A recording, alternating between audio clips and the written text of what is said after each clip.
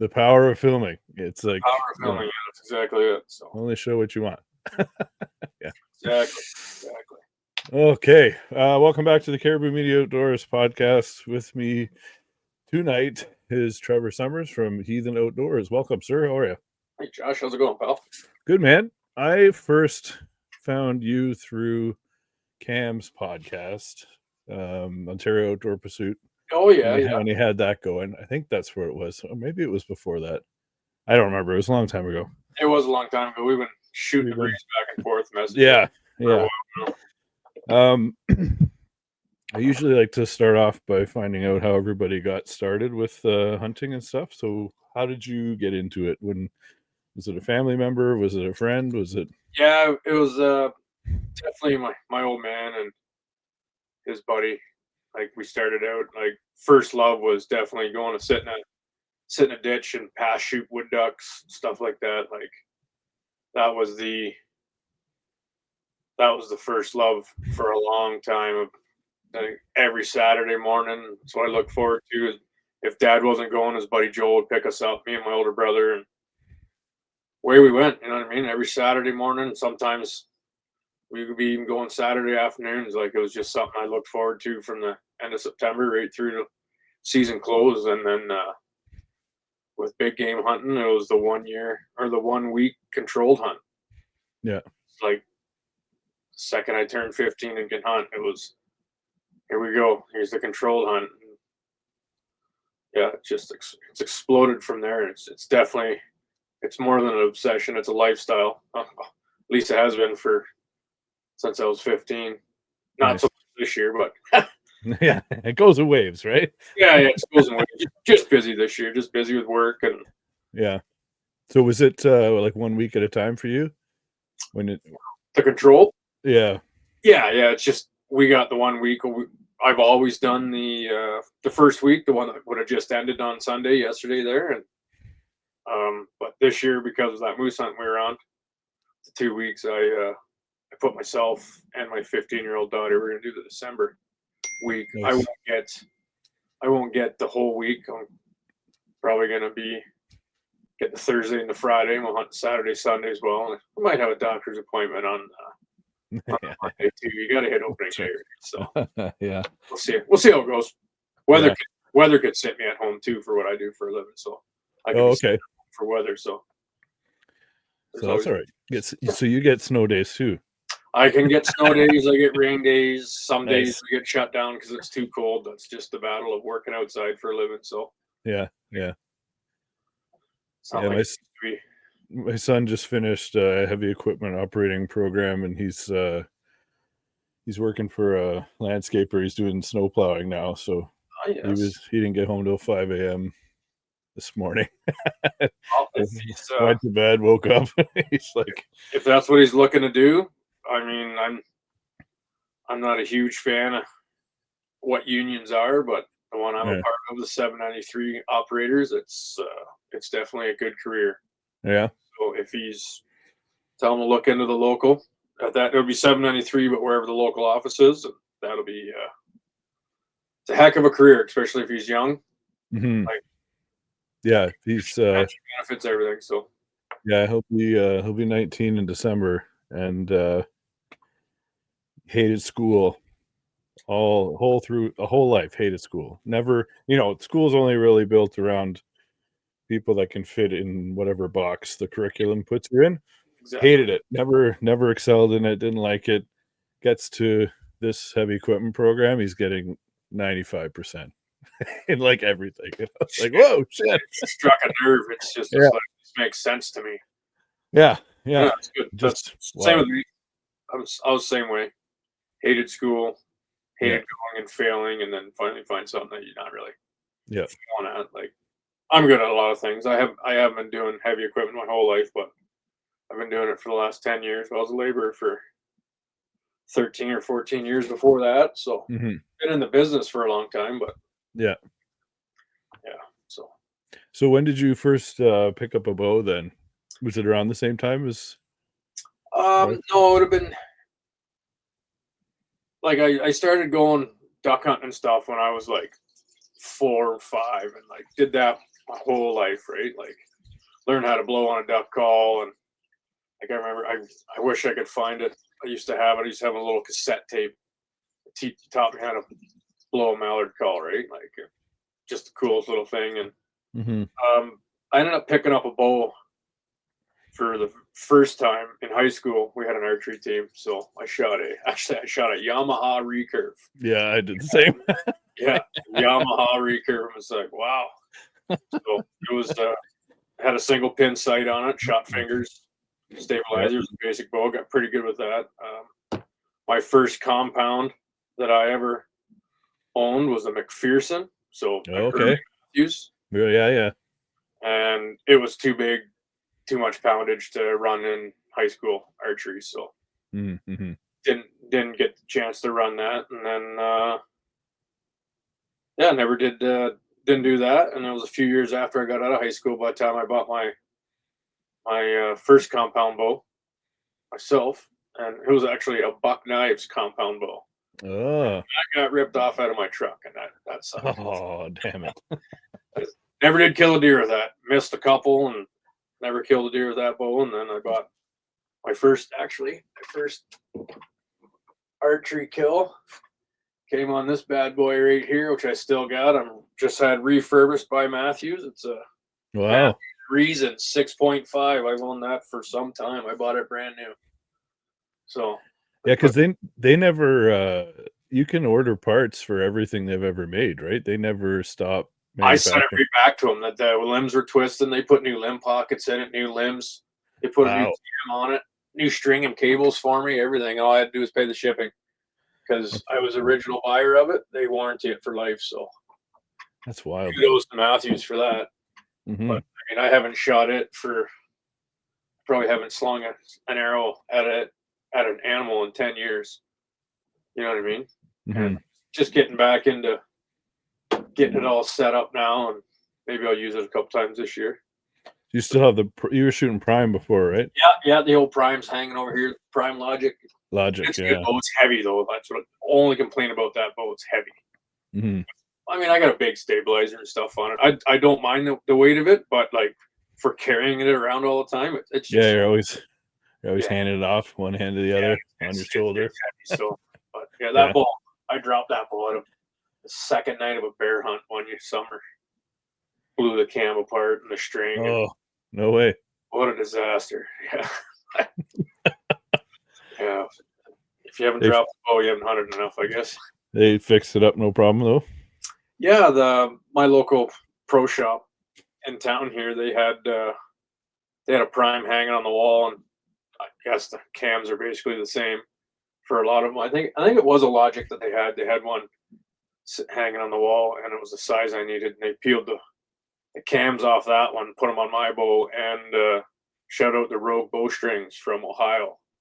I ordered them. I ordered a string and cable set off them at like 11:30 in the morning on a Wednesday, and they were on my doorstep by noon on Thursday. And wow. Opening day of whitetail season was the Saturday, and I was in the Archer's Nook on the Friday night, had the string put back on, the bow ready to go, and I was in the tree stand Saturday morning. How is that shop? I've ordered from them online a number of times because I'm about 2 hours from there. But it's a neat little shop. Like it's just a little hole in the wall, just in an industrial plaza. They got I think they got 6 or 7 lane 20-yard range beside them. Like they got 2 little units there. They got stuff. They move a lot of archery equipment. They don't have everything per se as like broadheads. They kind of stick to what they like, and some of the top name brands and stuff like. And yeah, but they don't have everything for everything. But it's a good little shop. It's close to my place. It's the one I use most times, and the guys who work there are really good. 2 gentlemen that own it. They're nice, and the boys that work there run the pro shop for them, do all your bow setups and stuff. They're good. So that's kind of the reason why I don't really get into messing around with my compound as much as I should, because it's just so close for them to do it, and they don't charge you either. So it's kind of nice. Like, wow, that's awesome. Go in and get something tweaked, and there's no bill. Usually a bill because you're buying $200 with some other goodies that you don't really need, but you want it anyways. So Yeah, because you're there. yeah, you're there already. Right? You know, give me 10 packs of those nocturnals there, and Yeah, that's right. let them hang on the wall for a couple years. When the batteries are dead, yeah. Yeah. So, where do you sway more, fixed blade or mechanical, or what do you think? Where do you usually Right now I'm shooting the fixed blades. I'm shooting the same ones that Cam Haynes was shooting there. Those Muzzy Trocars there. Okay, yeah. I was shooting Rage out of that Matthews for years, Mm-hmm. and couldn't believe what they did. I was shooting the Rage Extremes, the old yellow furl ones, and Yep. it looked like you hit a deer with a sword, right? Like it was unreal. And then I switched over to the Tripans. Yeah. And that I had a Matthews Creed before I had that this Prime. And even with the Prime, I bet you I shot 5 deer and didn't recover any of them. Really? They're decent shots. A couple of them were like, a couple of them got scapula, which okay, that's I was actually filming a hunt, and the buck was on a slope on a quad trail, and he ducked the string, and he actually lost his footing, and he laid right flat on the ground, and I drilled him right in the scap. We never found him. We tracked him for a while, Mm-hmm. but yeah, it's I pulled out and I went back to a fixed blade, and now I haven't shot a lot of deer. Been pretty selective, and now that I'm losing properties, the selectiveness is leaving. I'm more grocery getting this year. Are you finding people are not wanting hunters, or are other people scooping it from underneath you, or what are you finding for that? I'm finding a lot in my area. Like I'm around London. A lot of pieces and parcels are going up for sale. Okay. You're getting the boot that way, right? Like they don't want anybody in there to grab all your stuff, get out of here. And like I had a really, like, one of my best spots was, and I hunted that place for 20 years, you know what I mean? And oh wow. I called it the deer farm, man. And like, and some of the deer I had on camera in there, and the encounters I had, and I would go in there and be selective. Like I would be looking for that 6 to 8 year old buck, you know what I mean? And would you shoot him? No. But I mean, if you had a doe tag end of the season, you just whack a doe late season or whatever, and just fill your tag. But yeah, like that was heartbreaking to lose that property. The one I called the deer farm, that was a big blow to the hunting program, because it was literally like 7 minutes from home. Like, it was awesome. Like I rode my wheeler there lots of times. Just throw it in the case and down the road right to the spot, right? Yeah, that's amazing. Yeah, it was good. It was a good gig. A lot of good memories there. I was busting through those SD cards, like I said, and seen a bunch of the bucks that I had in there that I was chasing around, and it was pretty cool.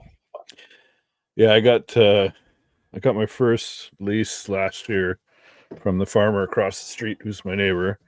So I live in the middle of a huge cornfield. I don't own any of the actual field. I just own the house and all the grass around it. Right? Yeah, the grass around it. My driveway is 1,700 feet long, right? So I'm literally in the. So when the corn's up, you almost can't even see the house. It's pretty cool. So I thought, this is a given. Like, I'm gonna get this place from the neighbor. I'm gonna set up.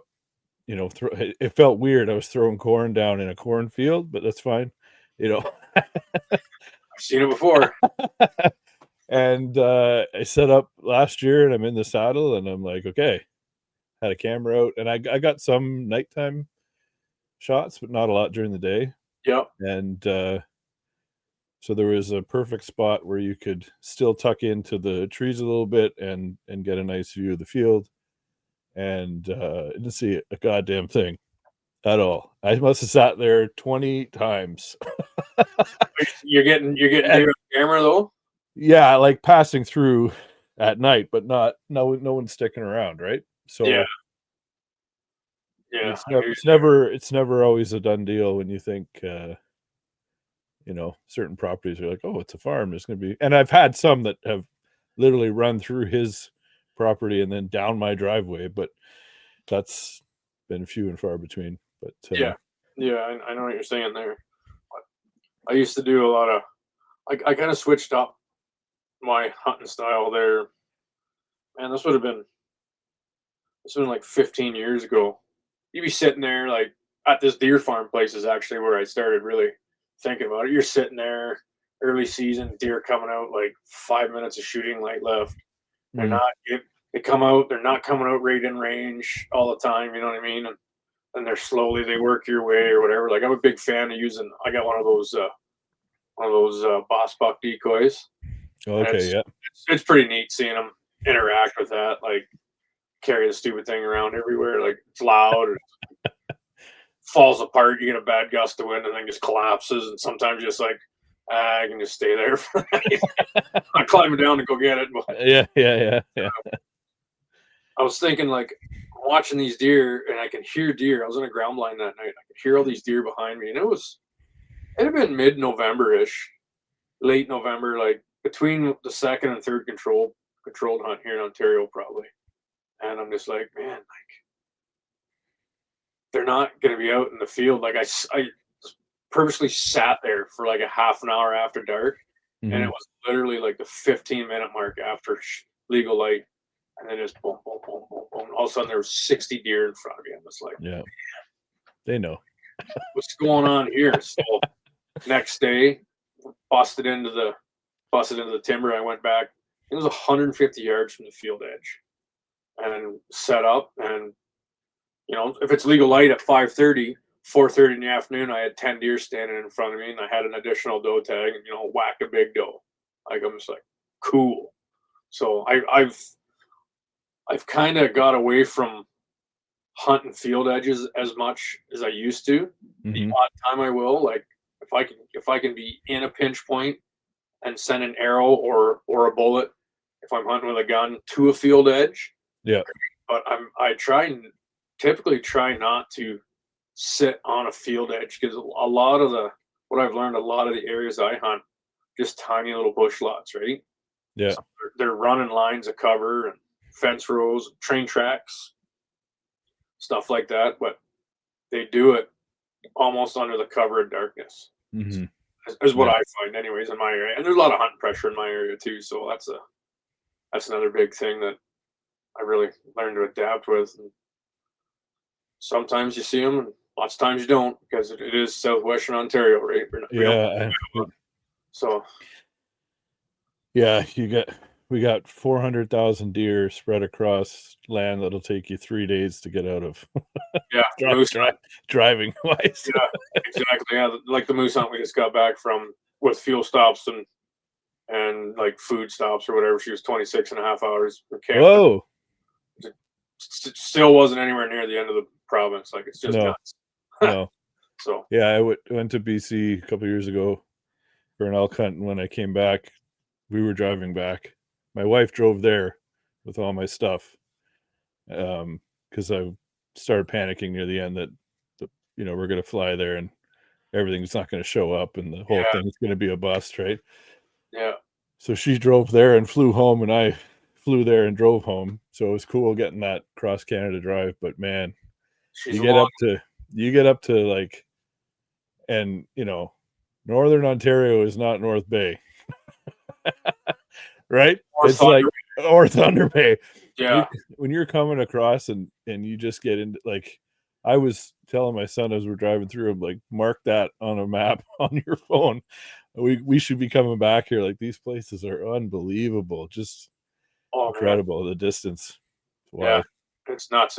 Yeah, you think about it, like my dad was with us this year moose hunting, and we stayed for 2. He only stayed for 1 week. So the first Friday of us being in camp, I never went moose hunting. Me and my uncle, we got the old man packed up and jumped the truck, and we drove him back to Thunder Bay. He flew up from Toronto to Thunder Bay. He can't sit in the truck for that length of time, right? So right. And we were 7 hours north of Thunder Bay. Wow. Like by the time you get through the logging roads and back onto all the pavement and your fuel stop, like we were 7 hours to get back to town to get him into a hotel so he could catch a plane the next morning. Yeah, it was wild. And it's what it is. So Yeah. we did. Long day.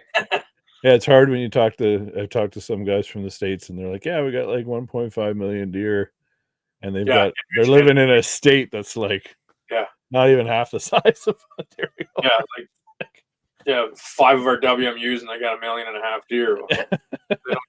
I'd like to invite some of those guys if we could, because you can't with our laws, but like some of those guys down in like the Midwest and all that, like they'd be pulling their hair out trying to hunt with what we do and see how, with the lack of deer we got. Like I've always said that, I was like, man, if I ever got a tag in Iowa, like it'd be crazy. It'd be like wild. I'm definitely applying because I have a cousin that lives there, so I got a place to stay. Nice. All the acreage I gotta want to hunt, just got to get the tag right. So that's what it is. Soon we'll see. Yeah, it's a whole nother game. I didn't even realize until a couple years ago. Like I always thought that hunting down in the States is like how it is a lot here, where you need someone to either host you or you have to go through an outfitter. But there's a lot of places where it's like, nope, just go. Right, you just collect your points, get your tag, and over the counter, and away you go. Where did I put it? I was talking to the Missouri DNR this year, and really hoping it happens. But we might, just after the new year, they're open until January 15th. I might go take a 4 or 5 day drive to Missouri and go see if I can slap a couple deer over there. Just say because I did, right? Yeah. Pop up and see cousin Kev and rip it back home. Like who knows? But I got 2 of their regulation pamphlets here that I've been picking through and on Onyx, checking out all the public land they got there. It's crazy, man. Yeah, that's the other thing is that I wish we had the same setup here like they do down there, where you can literally go on to these, mapping programs. Like I know Onyx has it. I know they're in Canada now too, but I don't think they have the degree of options as they do in the States. So like there's layers of stuff if you turn them all on. You can literally click on somebody's property and their name and their phone number pops up, does it not? Yeah, and it's like that. I've talked to my buddies too, like they're out west. It's the same thing. You can go on all of that. It's just Ontario's privacy laws. Like that's what yeah.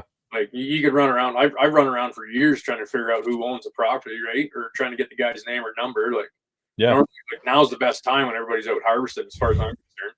Find out who owns it or who's farming it to get the guy's name, who owns it, to get permission on a parcel, right? Now's the best time to be, I think, to be out hitting the dirt, trying to get more ground to hunt. So yeah. But yeah, it's I haven't been able to do that because we're super busy at work right now. So I haven't been able to do that yet this year. I definitely need a few more spots. So how was the moose hunt this year? It was a heck of a trip. It was a lot of fun. We seen 10 moose, 4 of them being bulls. 1 bull, I would say he's probably just shy of 40 inches. We weren't even to camp yet. We were just driving down the logging road. We were like 5-6 kilometers from where our prescribed camping area, which we ended up, no one was in there, so we were able to grab it because it's just crown land, right? So anybody could be there. Yeah, this thing, no rifles in the trucks, like no one was prepared, no orange, no nothing. That's when they pop up. Yeah, Cam's rifling through the enclosed trailer looking for his rifle and his I know it's in and his box of shells. He's like, Jesus, this thing's standing on the road looking at us like we got 6 heads, which there's 6 of us standing on the road like a bunch of idiots looking at him. Yeah. It's so good thing that didn't happen, because not after 2 minutes after we heard the bull walk off, after he got off the road, he went crashing through the bush, hightailing it because he figured out what we were. Yeah. We drive another 1.5 kilometers down the road, and a truck come around a bend and flip the cherries on. It was the M&R, so that would have been not that we were doing anything illegal, but there would have been some questions to be had, because one guy had his orange on because he dug it all out, and nobody else in the group, at least Cam had his orange on. He was the one planning on doing the shooting. So okay, it was it was a cool experience. I've never seen a moose run down the road like that before, but I haven't been on a whole lot of moose hunts. I've been successful moose hunting, but I haven't been. So, was it Cam's tag? No, it was another buddy's tag in the Okay. group. Cam, we figure he's going to draw a tag next year. So how many points for it? Yeah, how many points? I mean, obviously, don't tell us where you were, but how many points did you need for the area that you were heading to? I'm not sure what was required, but I believe the fellow that drew the tag had 9. Okay. So like he was up there, but I don't think he needed that many. I think he was, so that's why it was a guaranteed tag, right? So yeah, I've heard wild stories, like some people with 0 points are getting tags. A guy had 4, somebody else had 7, 9. Yep. A guy around where my cottage is, which is where I'd love to go, but I know it's going to be a lot. He had 25. Right? Yeah, well, I mean, and those areas are just going to get less and less for their required numbers, right? Or the number that they want you to have. Like, there's only so many guys, yeah, that are that have that many tags or that many points. Right? Many points, yeah. It's all off draw history from I do believe as furthest they go back as 91 or 93. As really? far back they go from the old system where everybody was, or maybe that's when the old system was implemented, when it was just a lottery, right? $50 lottery, whatever it was just a lottery, or the guaranteed group size, right? The old way. So I don't know, but that should change. Like for where your cottage is, like I would think within the next 5 to 10 years, it's not going to be a 25-point area anymore. It could be down to a 5-point area. Yeah, that'd be all right. I'd be down with that. Lots of moose, a lot closer to home than where I went. But yeah, definitely. 3 hours instead of 25. Yeah, I'm not potentially waiting a third of my life to pull one tag. No, like that's crazy. No, lots of guys have done it. So, and then your successful one where you shot the bull, was that 2022? That was 21. That was 21. And I had 7 points when I pulled that tag. Nice. Because that was my tag that year. So I'm back up to now. I'll be back up to 4 points this year for next year's draw. Who knows? Maybe I'll pull a cow tag in the second draw where I don't lose any points. That'd be all right. So yeah, that'd be good. Yeah, should be a good time. Now that we know where all the cows hang out, right on the water. How many days was that one? What's that? The 2021. Oh, how long was the hunt? Yeah. We were there. We hunted first week of that. We got there on a Thursday night late. We found a spot to camp. We popped up camp, and we were there from Friday to Friday. Okay. Well, I guess Saturday morning because I shot the bull on the Friday. So we scouted on the first Friday. We were there. Season opened on the Saturday, and yeah, it was the first Friday of season when I shot the bull. But like it was hot. And it got cold. Like we were drinking beer, sitting in our shorts, and running around like just with our vests on, shooting chickens on the wheelers. Like it was hot that year. It was hot last year too. Like 2024, it was a hot spring or hot fall too.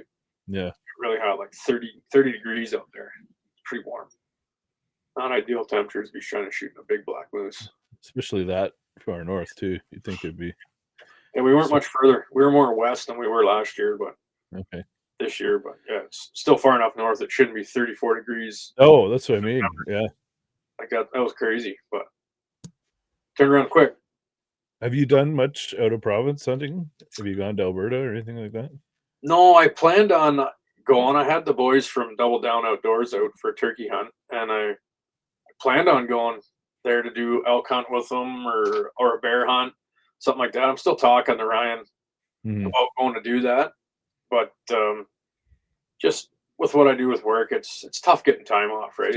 I take it if we're gonna start taking 2 weeks every year for our moose hunt here, like that's a lot to ask for. Like middle of May, early June, like that's go time for us, right? Like we are full swing. Right. Like everybody knows what the construction's like in the cities. Like we got every road in the world ripped up. Like it's for what I do for a living. That's a that's a tough thing to do. But The woods is the last place you're going to be that time of year. yeah, unfortunately, yeah, Unfortunately. and now with the fishing thing, like Yeah. that's a good potential couple weekends there. Like I try to start on the water first weekend of April, right? So that's when I'm usually back out on the boats first weekend of April in the Great Lakes. So And you started taking clients now, right? yeah. Now I got a little gig going, and That's awesome. mostly run Lake Erie for walleye, but I do venture to Lake Ontario for salmon and stuff like that. Yeah. Did a few trips to Huron this year, so this past summer was fun. Lake Huron, that was a good time. Had some Nice. fellows from Africa on my boat. No way. Yeah, coming from across the big pond. So that was That's awesome.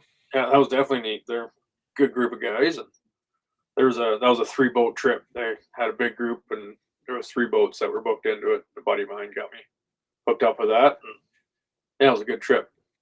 Did you find that it's did it take much to get the attention for people coming to hire you, or was it word of mouth, or how did that all A lot of it's word of mouth. A lot of it's been people that I know that want to get out. So like a lot of people are. I got a bunch of buddies that are coming out and they're getting a good guy deal, right? Like as Right. anybody would, right? But it's picking up. I've got lots of interest in this year, and people just couldn't make their time slot work, right? Like they just couldn't get a weekend free or whatever. I had a fella get rent the boat for his son's 13th birthday, so him and 6 of his buddies Nice. guy rolled out, and we went, and that was earlier in the year, and we did that. Yeah, it was a good year. And then another group of gals, they went on a charter and seen me that I offered I did a trip just with the buddies and posted a bunch of pictures, and they seen that come across their feed, and now the one girl, she had me rented twice more after that trip this summer. So and they're looking forward to book again next year. So that's a lot of fun. Good group of guys. Like I like to have fun.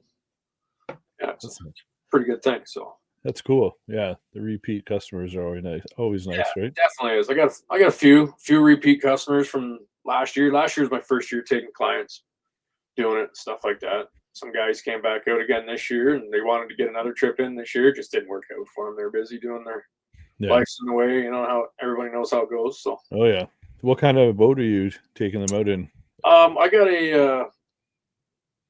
How big is it? I guess it'd be a 25-foot Wellcraft. I guess you'd say it's a walk around cuddy kind of deal. It's got brand new outboards on it, so it's nice. It's safe. It's big boat, big water boat. It's all set up, autopilot. Like, wow. Anybody touching anything, don't want to try to steer it. It's just I can go in and just make a course on the graph and let her hang. And as long as nobody cuts in front of me, I just got to keep an eye out for boats in front of me every once in a while. And there's nobody really out there. There is, but we're not running into each other by any means. Everyone gives everybody space. So yeah, it's a good time. Lake Ontario can get dicey sometimes when you get the tournaments going, or stage salmon. Like everyone's right in, trying to hit just that river mouth alone, right? Catch those stagers ready to go up the river. But I only did that a couple times this year, so it wasn't too bad. Nice, awesome. I see you're reloading your ammo there. Are you? What kind of rifles are you using? I really like Savage rifles. Oh, okay. I've got cheap ones. I got expensive ones from Savage. You know what I mean? And I can pull out the Moose Slayer here. I have two of, really. I haven't even cleaned it from the moose hunt yet. Like, I don't know. Like, that's a 110 high country and 300 Win Mag. Nice. With Leupold VX5 on it. And that thing is an absolute tack driver. And I am loading 200 grain Nosler Accubons into that. And they shoot incredible. Wow.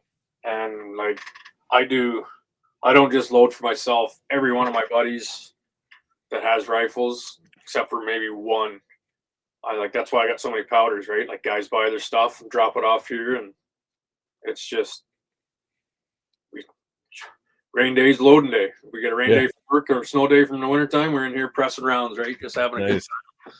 And yeah, it's quite the experience. A lot of guys are blown away by it. Like I have as far as the reloading world goes for rifles, I have a basic knowledge of it. But if you're gonna call it basic, I would say it's an advanced basic. Like my rounds shoot really well for everybody, so it's been like it's a lot of fun because it's super cheap to do, really, as far as going to buy a box of 20. Right. Like, yeah, it's a lot of calculating though, right? You got to make sure you're putting the right amount of powder in. It's not like fletching your own arrows. No, but well, there it is right there. Like, if you're gonna get into reloading, first thing you're gonna do is you're gonna go get a Bible of some sort. Like that's the Nosler book. You can get the Hornady book. Spears got one. I actually, most of the time, I use a Hodgin reloading data site. It's just a free website, and they got thousands of load recipes. You can pick your bullet weight, pick your pick your caliber. You can go right down to choosing the powder you want to try to see if there's a load for it. I don't ever pick the powder. I just put in the caliber and the bullet weight that I'm shooting, and it'll give you, if there's 25 different recipes with the powders that they list, there's 25 different recipes you can try, right? And that's typically what I run. Use right on the phone, pull it all up, look at it, and it gives you your minimum load and your maximum load, and tells you all your pressures and everything. So it's pretty easy. It's nothing super complicated, but you can start getting into adjusting your jump and all that. Like there's specs for all the factory guys figure out, like a SAMI spec it's called. So every chamber of every rifle is machined to be just a little bit greater than the SAMI spec, and then every bullet made in the factory is just a little bit under that same spec, so that every shell that you buy from the factory will fit into any gun and of the specific caliber, right? So like it's just an industry standard basically. So it's it's pretty wild. And what was it about the Savage rifles that got you hooked? I don't know, they got a good feel. Like it's a nice trigger. Savage, I guess I would have been my slug gun. Like I was 18 when I bought that. It's one of those it's the original model of those bolt action shotguns that they have. Like everyone loves or is in love with those 220s right now, you know what I mean? Like it's supposed to be just a cat's meow, which actually I got one here coming for the daughter for the December hunt. And but mine's a 12, and that was the first one, and they were the first ones that I knew of to have a bolt action fully rifled shotgun. Like basically just a 12 gauge rifle, right? And I shot a lot of deer with that thing over the years, like 41, so it's a long time, a lot of seasons in. And we used to have 6 additional tags back in the day, so we used to pound deer, big group driving. They put me on a post, and I was just thumping deer. It was great. Wow. But that, and then even my buddy's experience, like a Savage Axis. If someone's looking to get into shooting a rifle, get a cheap rifle. If they want to try moose hunting, they get a big enough.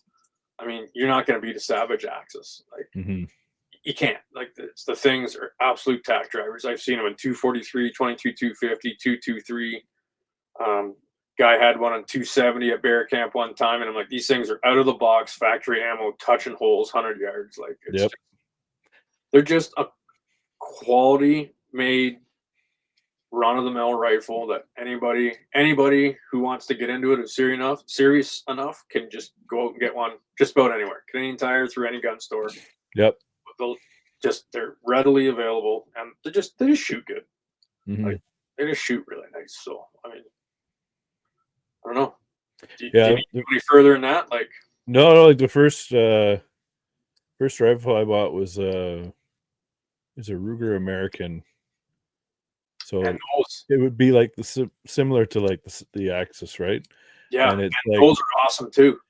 It was, again, I think, I don't know I don't know if they they priced them wrong at Canadian Tire that week or something, but it was drastically lower than what it probably should have been. I was like, Perfect. "Hey, is that for that?" They're like, "Yep." I'm like, "Oh, all right, I'll take I'll it." take that. Yeah, absolutely. Yeah, So I like, got 270. I had it in 270, shot nice and flat, beautiful gun, awesome. It was great.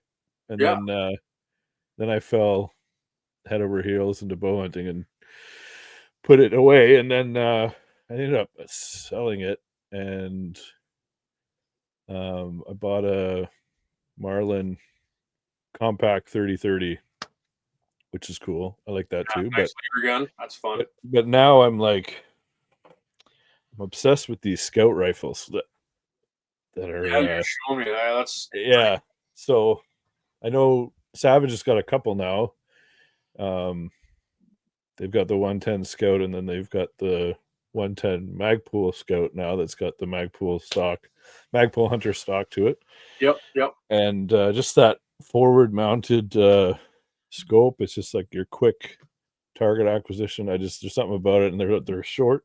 I love how short the barrels are. So it's like 16 and a half, usually like 16 and a half to 18 and a half. Yep. They're just like the perfect kind of getting around in the bush kind of gun, in my opinion, anyway. Yeah. So, That'd be a sweet gun if you're running. Say you're on a bear hunt and you're running hounds on it. And you're just slouching through all the slash, right?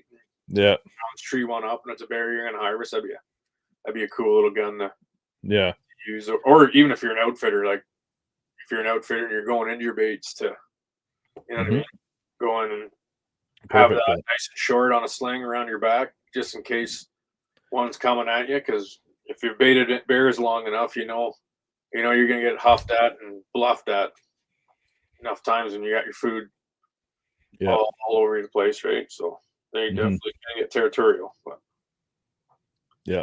it's a lot of fun. But, I mean, I got a nice Remington 700 and Oh yeah, 270 WSM, beautiful gun. Um, Again, I load for that. Like that thing is just an absolute tack driver.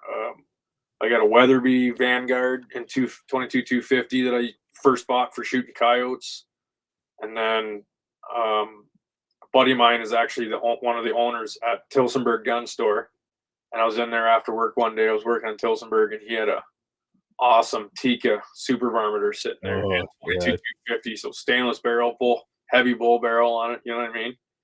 And I got that for a song, so that's sitting in the safe right now. Actually, I got to put the scope back on it because yeah. That's cheap. Cam, he bought a Bugara 308 with a shorter barrel in it this year. Oh yeah, For moose hunting, right? And man, he had to send it back. It would not pattern at all. really? It didn't matter what ammunition we put through it, whether it was factory loads, hand loads, whatever. Like, I mean, everybody who makes a gun, they're gonna have a bad apple in every bunch, right? So this one just happens to be. I'm not saying anything bad about Bergera, but that gun, I mean, you'd had a hard time keeping it in a 12-inch target at 100 yards. Really? Group it like if you were shooting a tight group, you were 4.5, 5 inches. Like it was crazy. Oh wow. Sometimes, like it was just never seen anything like it before. So, Hmm. well, I guess his 30-06 he had, which was a Remington, 887 or whatever, or 793, whatever it's called, or it was his 30-06 that he had back in the day was junk too. But Yeah, here's what it is. Everyone's got every manufacturer, every rifle, you get a bad apple once in a while. So yeah, but yeah, that's the beauty part about doing all your hand loading. Same with building your own arrows and yeah. all that Oh stuff. man, Uh, what a. I always told myself, I'm like, they do a good job from the factory. I don't need to get into that. And then I was filming something outside, and the arrows were whizzing by the camera. I'm like, wow, those are loud.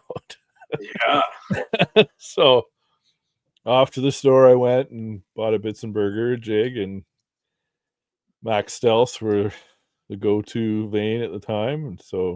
And I yeah, still haven't drifted away from them. I love them. yeah. I mean, that's about as far as I get into for my own custom setup on my bow. Yeah, I'll tweak my sight a little bit, like left and right, and do that. But if I need to if I need to go get a paper tune done, I'll go to the pro shop and I'll just make sure that I'm doing it right because I want that to be the last thing on my mind. Get the rest set, you know what I mean, level, everything to go. Paper tune, then I start playing with my arrows. I'll play, move around the FOC, stuff like that. Yep. My lengths. I have been doing, I know it's super controversial right now, but you've heard of the Ranch Fairy guy and the heavy arrow and all that stuff. Like, I'm going to try it with that Matthews because I could never really get that Matthews, that reason to fly real nice, but pretty sure it's because I was getting told I needed a lot lighter spine than what it should have had, right? So what's your draw length? 29 and a half. Okay. So like they're making for years. I mean, I probably got 100 busted of them kicking around. I use them for decoy stakes a lot of the times. Lots I've thrown out, but I was using that. I really like those Easton Axis arrows. Yep. Good arrow, 5 mil, 6 mil, whatever they are.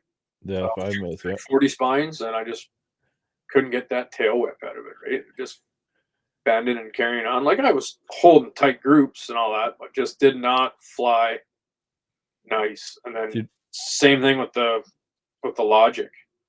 And then I went to a 300 spine. Yeah, I was gonna say, did that fix it?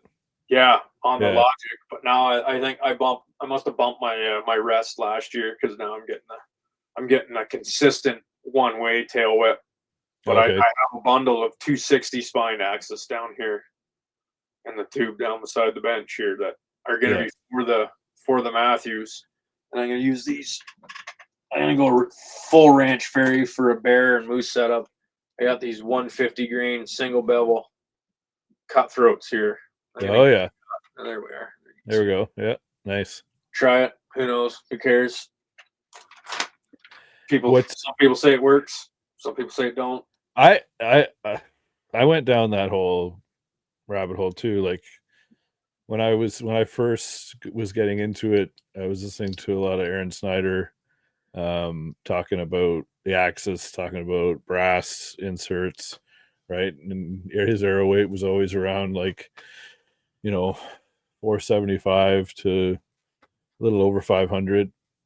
So I went into the store and I'm like, I want the Easton axis. I want I think I put 50 grains of brass. Oh, you broke the tab off them? Yeah, and then or no, maybe I think I put the whole 75 grains in there. That's what I'm running in my 300s, the whole 75, just to keep the FOC up a little bit. Not so much. I'm not shooting a super heavy arrow. I can't remember what the ones out of the Logic are, but they're not crazy. It's just 100 grain trocar on the front. Like it's nothing stupid, but yeah, I think I started at like 550, and then I shot a bear and never recovered it. So I blame the arrow, but it wasn't the arrow; it was the shot placement. Yeah. And then I went up to like 615. And really, I mean, if you want to shoot something like that, and you're in a ground blind or a tree stand, 20 yards, 30 yards, whatever, knock yourself out, right? Mm-hmm. It's when you get farther back, and everything starts to open up. And it gets a little ridiculous. Now I'm back to I've gone back the other way, and I'm sitting at, I think it's like 5'11", but I'm shooting 80 pounds out of this prime form, and I put the performance mods on it. And I'm getting like 307 feet per second. So that thing's singing. That is moving. That'll do. Like I could even shoot a heavier arrow now out of this because it's still going to be. But I find that works, right? So 100%. Like anything's gonna work. Like you figure you're shooting 3 surgical scalpels at or around, or maybe even above, like your case, 300 feet per second. Mm-hmm. Like it's gonna cause some damage. Like, yeah, is it cool that like everything that as far as I'm concerned, that Ranch Fairy guy is saying? He's shooting a lot of hogs. Mm-hmm. Look at that callus plate on the side of him from fighting. Thick armor. Pour up all the time, right? Yeah, it's just armor. Like you need something like that to punch through that if you're going to pass through that critter. Like that's a situational thing. Do you need it for whitetail? No. Are the boys from the hunting public doing it? Sure they are. You know what I mean? They're running all that single bevel stuff or cut on contact, big heavy 125s to one, maybe even a 200 grain Yeah. broadhead with a heavy arrow set up. You know what I mean? But a lot of their shots are within 25 or 30 yards too, right? Like you don't see them even when they're on their elk hunts. You're not seeing them taking an 80-yard bomb or something like that, like some of the No. other guys like. But I mean, that's not their style either. Like No. they're known they're getting in close, like, and that's cool. Like that's there's a factor there of getting in that tight all the time, especially when you're ground pounding, getting in real close. Like, I mean, if I was archery hunting moose, I would have probably. Well, I'm hoping those cutthroats are going to be the program, but like, I want to see what these things are going to be doing at 100 yards. You know what I Right. mean? How are they flying? Like, not too worried about the lob on it. You know what I mean? Because I mean, it's a moose. They got the reaction time of like they're not really they can't hear well. They can't see worth a dang, and That's right. They don't do anything fast. yeah, they're not. Yeah, Well, other exactly. than They can yeah, when they they get hit, can they run fast, but they yeah, can get a good clip to them when they want to run, but yeah. they don't usually. No. Nothing seems to phase them, but yeah, like it's crazy. So be interesting to see if I ever end up getting into another archery moose hunt. You know what I mean? Like Yeah. as of right now, it's all rifle, so that we're trying to concentrate on finding and getting familiar with a good area that maybe we can switch back. We got Right. guys that have the interest in doing it. Just we want to find the area that we're going to hunt because we keep jumping around and figure that out, and then pop back a couple weeks and do the archery hunt and see how that goes. Hmm. Why Well, not? It's sounds like you definitely found a pretty good spot with all the ones you saw. there's lots They're of moose up there. You just we didn't see as many as other people seen apparently. So yeah, there's lots of moose where we were. So Yeah. just got to get them out, get them in front of us. How you finding the Sitka? You still? Yeah, I'm still rocking it. I mean, I'm a hard man on equipment. I haven't blown through too much of it. I got my backpack. They got some mesh pockets and stuff on the outside. They're pretty tore up, but I mean, I walked miles and miles and miles through the thick brush every year moose hunting with that thing on my back, right? So like Yeah. it's kind of to be expected, I Mhm. guess. I'm not gonna try to warranty it, but I mean, I bought it, buy once, cry once. I'm not endorsed by anybody. I just need good gear that's gonna last me, right? Because I could blast through a rocky gear set inside of 2-3 seasons. Yeah. I mean, and then I got to answer to the warden upstairs about why I'm Mhm. going out to drop a whole bunch more money on more camo and throwing good stuff that she thinks is still good in the garbage because it was Right. blasted through. Yeah. Yeah. Yeah. It's definitely. I wore it for a couple of years, and I thought it was amazing. It's great. Yeah, it's It great it stuff. works. It works. It's not. Yes, it's expensive, but it works. And when you're sitting out there and you're wearing significantly less clothing than you would be if you bought a set from like Canadian Tire or something that's gonna, Yeah, it'll keep you warm for a bit. Then you'll start to get wet. Then you'll start to get cold. Right? exactly. It can really matter when you put some investment into what you're wearing for sure. Yeah, like a couple of guys at camp, they had that scree gear that's made right here in Canada. Yeah. Pretty cool set too, like right along the same lines as Kuyu and Sitka and First Light and all that. But they got some pretty cool little features to them, and it all looks like great gear. Like I don't knock anybody. This I only got into Sitka because a guy I know ended up knowing through my brother. His dad was a dealer not too far for Sitka gear from me, so it's the only reason why Okay. I bought them because they're not. It's not hanging on any shelf at any Yeah. shop around me. Right, closest Not place in Toronto yeah. was Bass Pro, and I wasn't buying from them, so bought from the local small guy that was a dealer of it, and Yeah. that's kind of where I went with it. Like Now I you know can't. guys that are Now you over can't even. lands. Now you can't even do that. They've pulled out of the stores. Oh, have They're they? they're back to direct to consumer, I believe. Yeah. Consumer. Well, there you go. So that's probably why I can't find anything for my to return the pair of pants that I got off them. somehow screwed up and got the wrong size. Oh no. Yeah, that sucks. Spent a pair of mountain pants, size 42. I'm not that fat. Nice pants though. And I don't want to get that big just to wear the Oh pants. no, I'm not gonna try fitting into them either. Yeah, it's funny. Like I look at, I'm wearing the Numa stuff now, and I look at some of the features on it. I'm like, this is very similar. It almost makes you wonder, like, are these being made like 2 tables over from each other in the same place? I mean, you got to think about that with a lot of stuff, right? Like, Yeah, I mean, you get the same quality. it's beautiful stuff. Yeah, Yeah, from a lot of different companies, right? Like everything's all the gears is light years ahead of now is what it was 15 years ago. oh god. You know what I mean? Yeah. Like, it's just nuts. Like look at the optics you can buy now, right? Like it's just optics, the things rangefinders do for you. You know what I mean? Now you can get night vision, laser rangefinder, binoculars, like whatever you want. Like if you want to Yeah. spend money, you can get it if it's obviously legal. Like one thing I wish was legal in Ontario is that drone recovery thing. Like what a great program that is. You know what I mean? Like Mm-hmm. no, the guy's not hunting, but like look at those things. Like you watch some of these guys, like there's all kinds of guys out there doing it now down in the States and stuff. Like and those pieces of equipment are just next level, you know what I mean? Like it's crazy what you can do with stuff now. And Yeah. something that you can hold in your hands, right? Like Well, like I keep talking about the first tack I went to a couple years ago, and you go down there and like SIG is giving away like you can rent their binoculars for the day. yeah. Like here's a pair of the $1,500 image stabilizing binoculars. Go take them out on the course with you for the next 4 or 5 hours. I'm like, oh, you guys are good Yeah. marketing, gentlemen. Like, fuck, Let me see that. I'm gonna come back and just want to go home with them, right? So Here's the visa. Swipe.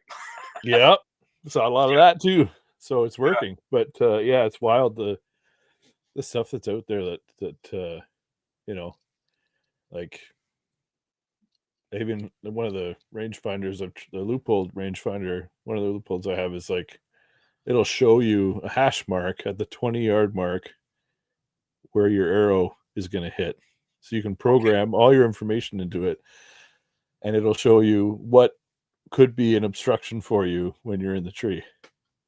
Wow. That's fucking cool. That is super cool. Yeah, like just wild stuff. Yeah, I mean, I don't know. It's awesome. I like it. I'm definitely a gadget geek. I love all the cool stuff. I don't have everything, you know what I mean? Like I got my basics. I got a basic pair of binos, just Vortex. Yep. I got a Vortex rangefinder. They work good. Like, man, I like the simplicity of. I screw that up because I'm a hard guy on equipment. Straight to the store I bought it from. Set it on the counter, and they put a new box down in front of me, and I turn around and walk away. Right? Like there's no boxes off. Like yeah, I was a little skeptical buying that, spending the money on this Leupold that's on my 300 here, but man, am I ever glad I did. I just wish it had the fire dot reticle in it. It's just got a plain Jane reticle in it. It's super clean to look through, but like the glass is second to none, right? Like crazy. And well, I shot a moose in 23 with it, 342 yards. So bang on. There you go. Works. Just got to get the CDS custom dial now that I got a good chronograph now. So get all that set up, and hopefully next year I got my custom dial on that with my load, all my load data. Mm-hmm. Just want to take a quick break to talk to you about a couple of things that I've been using that I think might benefit you. One is this Numa Outdoors gear. This is in their Kaza OV pattern, which is great whitetail pattern when you're up in a tree in the fall and late season. They also have a Kaza pattern which has more green in it, which is good for spring through to the fall. Numa has given me a code to give to you of Caribou Media 20, which will save you 20% at checkout. Another product here that I've been using for years now is the Bulldog targets. This is a Canadian made target. They're made in Manitoba. They have a lifetime warranty. I've used that warranty twice now on a couple of my larger targets that are outside. It's very simple, very easy. These targets are 2-finger removal every single time, which is incredible. field point only target. Bulldog's been gracious enough to give me a 20% discount code to give to you. At checkout, use code BD20-Caribou-Media. That'll save you 20% on these awesome targets. Now back to the show. Trying some cool stuff. We go to one gravel pit that one company I own or worked with owns. Could probably get dang near 950 yard shot out of it. Whoa! In a gravel pit, so that'll be sweet to sit up on the big bank and just drift one down into the bottom. So just getting bigger and bigger. It's just a big canyon. It's cool, and they let us go out there and rip rounds off on the weekends. So oh, nice. Yeah, it's pretty deadly setup. So that'd be something cool to try and learn. I'll get a little long range shooting in, because hopefully next year, for sure the year after, I'll be doing a moose hunt in BC with my best buddies. Ooh, nice. Yeah. You're gonna go. Have you been before? I have been to see my buddy Johnny. Okay. I went in end of February, to go winter salmon fishing with him, and we did the whole drop the crab pots and the prawn pots. Went fishing. Couldn't get any rockfish; they weren't open yet. So I want to go next time I go. I want to go there and check out the rockfish, like the halibut and lingcod and all that stuff. And he's since upgraded his boat, and he's a military guy, and he's his dad's was out there years ago before I met him, and used to moose hunt. So they got an old set of knowledge on the area that they want to hunt. They just gotta check into the regs, right? But yeah, Johnny, I'm gonna fly to Vancouver, and he's gonna pick me up, and we're gonna drive from Vancouver to the northern end of the province. And his dad and his uncle are gonna slide from. They live in Prince Edward County. They're gonna slide all the way through Canada, bring all the gear, and oh wow, older brother out of Alberta, because they're military family, right? So he's in Wainwright. They're gonna grab Jer, and we're all gonna meet up at camp. And Johnny and I are gonna drive up in the truck with he's got one of those campers that slide in the box. Yep. So we're gonna have two of those there, and a tent and enclosed trailer. So it's gonna be a pretty cool camp. Go in there somewhere and bust around and look for Amazing. a BC northern moose, a couple of them. So should be a good time. It's wild. Like, buddy, I can't wait. I can't describe it. You just have to go. Like, it makes you question why you live here. Yeah.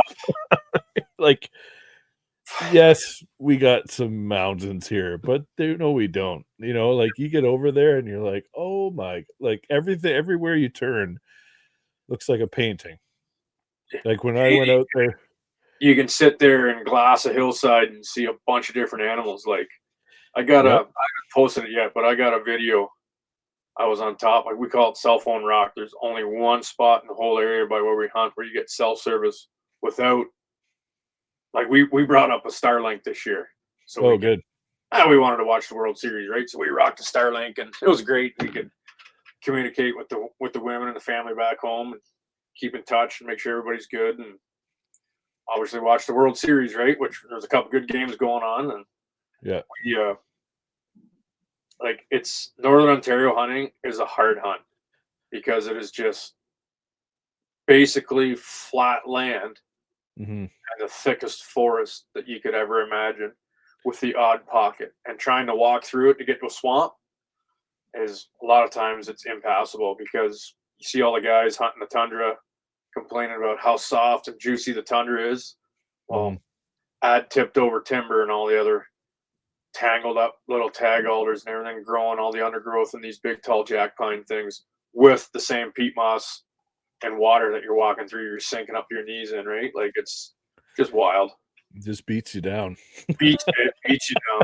Like the one stand we seen a big bull, and we did a stand. We figured he was running some low ground back and forth. His tracks were crossing every night, right? We didn't bring any trail cameras up. Kind of forgot those this year, but his tracks were crossing all the time, back and forth. In the mornings when we got there, there's fresh sets. There's two swamps off the one logging road, like way back in a cut, like it's a secondary road. And we're kind of surrounded to one end of it, and the wind was good. And I went in with a boat paddle and my calls, like my horn, and went in grunting and thrashing, and I walked a kilometer off the logging road through that crap, in a little bit, call, wait a half an hour, 40 minutes, move in a little more, call, thrash, no response, nothing. But such a cool area to get into. I ended up being 250 yards from that swamp. Figured I would have called him out, but must not have been there. He must have been deeper or somewhere else, right? So Right. it's hunting. Had to try it because we had the sign and we had to try it. So it's the only thing that made sense to us, but that wasn't the ticket that day. So yeah, it can be super frustrating. Like when the area we were in was in BC was I was 17 hours north of Vancouver, and then we drove another 8 to 10 hours north of there. That's fun. You know, it was Yukon. So we were up there, and literally, like, herd of bison runs by. You know, there's bears everywhere. There's grizzlies everywhere. You can hear the elk. There's sheep on the mountains. You go look on like the iHunter at BC app, and it's just like you're scrolling for days of all the things that are in season. Yeah. It's like, what am I doing? Why am I not living here? Exactly. Another good buddy of mine, he's back in Ontario now. He lived out there for a bunch of years. He's just like, man, it was like $200 and you just get a book of tags and just go after it. I'm just like, man, so awesome. Like things that we would never be able to even fathom buying in our lifetime. Yeah. Let's just go for a stone hunt tomorrow. Okay. Throw gear in her back and start hiking, right? Oh, there's a sheep. Like, yeah. Or if we want to go, it's $100,000 American to hire a guide, right? Like it's wild, but plus tip, cool, plus man. Definitely an outdoorsman paradise there. Oh yeah, there, even Alberta, like man, so much cool opportunity just in Alberta, Saskatchewan, even like. Yeah, the whitetail in Saskatchewan are ridiculous. Okay, like one thing I really want to do, I'd like to go for a speed goat hunt. I think that'd be cool. Yeah. Whether it's archery or rifle, I'm not really too picky on it. I think I could get that 250, that Tika 250 dialed in for a good speed goat round. Wax one at 400 yards or something. Like that's a cool feat in itself. Or you sit on a watering hole and stick one at 12 yards, right? Just like deer hunt, be cool as well. Like I don't know. I'm over the gotta be almost strictly bow hunter guy. Like I started kind of being, and I'm just like, you know what? It's all cool. It's all fun. Oh yeah, it's all got different aspects. Like as long as you're doing it, just do it. It doesn't matter. What made you want to start Heathen Outdoors? Basically, getting called out on the bullshit that telling guys, oh, this is what I did. I seen that. And that's when I really started filming stuff, right? Like I got into some fourth arrow camera gear and stuff like that. I'm kind of a field staffer guy for them, I guess, sort of like got a discount code, I guess. And I just started, you know, here's proofs in the pudding now, boys. Like now I'm terrible at editing videos. Yeah. But I got countless hours of footage logged on SD cards or on my external hard drive now. Just got to sit around and putter when I'm not building rounds. Yeah. Put something together, right? Like I own Final Cut Pro on this computer. Like I got all the equipment. I mean, maybe my daughter will figure it out a little better. She's a little more tech savvy than me, but it's just started it. A couple other buddies had a thing going and social media, just sharing what I do, sharing my passion. Yeah. You know what I mean? It's basically the biggest reason, and getting all the naysayers to check this out, like the stuff that I do, because it always happens when you're by yourself, right? Everything happens when you're by yourself and there's nobody else around. So that's just it. It's your word against the universe. So yeah. What's do you have certain things that you always take with you or that you'll never not go out into the woods with? Or a piece of gear that's your favorite? Not really. Like a lot of times my hunts are like last minute, like before the time change, say, like all of a sudden, okay, we get a shot of rain in the afternoon. It shuts us down. It's 2:30. You know what I mean? I got a 40-minute drive home. I fly home. I grab whatever gear I can, what I'm thinking of, because I'm like, it's the right wind. There's a cold front here. Right. I'm gonna jam over. I'm looking at the wind. Boom, boom, boom, boom. And like, I don't know how many times I've got there. Rangefinder's still hanging here. You know what I mean? Like, oh, damn it. every time. Every time. I've left my release in the truck before. Everybody's done that. You know what I mean? Like, yeah, just mad chaos. And I always take that with a grain of salt, because when something's screwed up, that's when something cool is gonna happen. Like, I've tried shooting at a deer with my fingers before at my compound, because release ain't there. Oh, we're gonna give this a shot.